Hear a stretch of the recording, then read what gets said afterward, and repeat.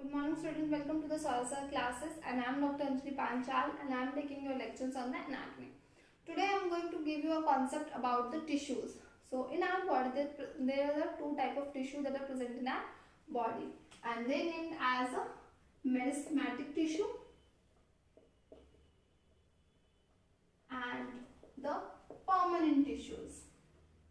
You have learned these in our lower classes, but today I am going to give you some differences so that you can remember and figure out what is the meristematic tissue and which is the permanent tissue. So the property of the meristematic tissue are, or by definition, if someone asks you what is the meristematic tissue, these are the repeatedly dividing cells. So the word repeatedly dividing cells are used for the meristematic tissue, and the permanent tissue or the permanent cells are those cells which loses their capacity of dividing. So they do not divide at all. So this is the one major basic and by definition difference between the meristematic and the permanent tissue. Let's see the further some other differences.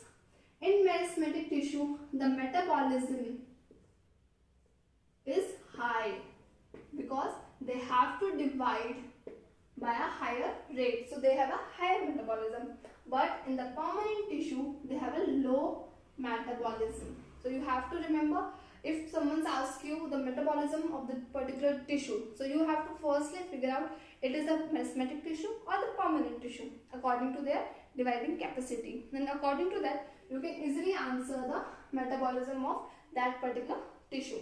The other differences are, these are the cell wall is always thin in nature. In the meristematic tissue, the cell wall of that particular tissue or the cell wall of the cell is going to be thin.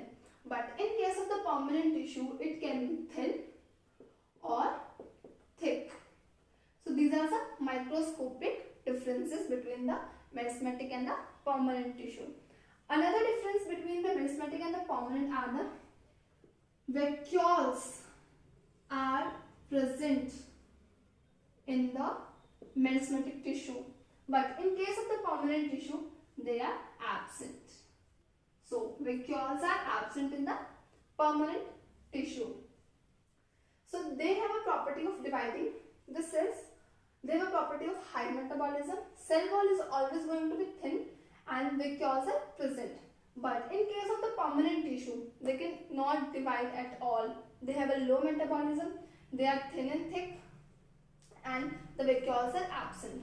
But the one name that suggests, which you can easily remember, M.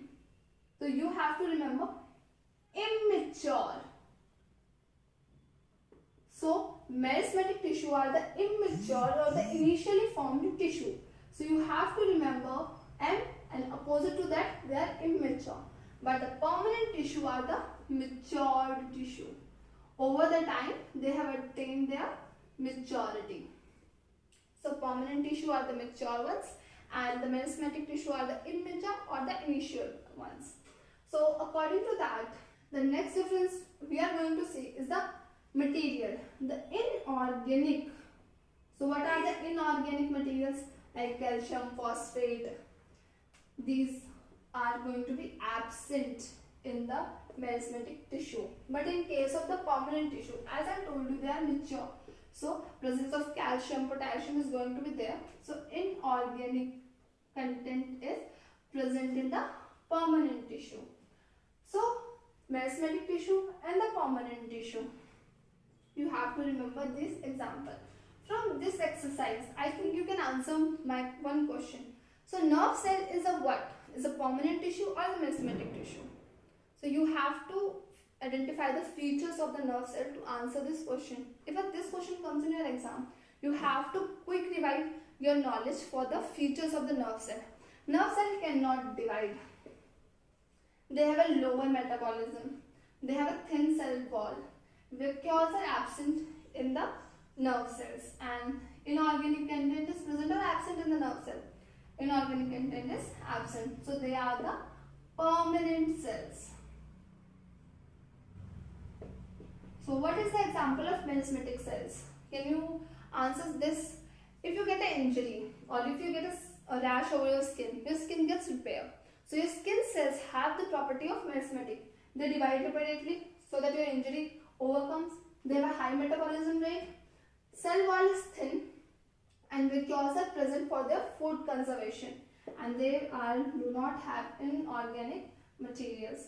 So inorganic material is present in the nerve cell but absent in the merismatic. So example is going to be the epithelial cells or the skin cells.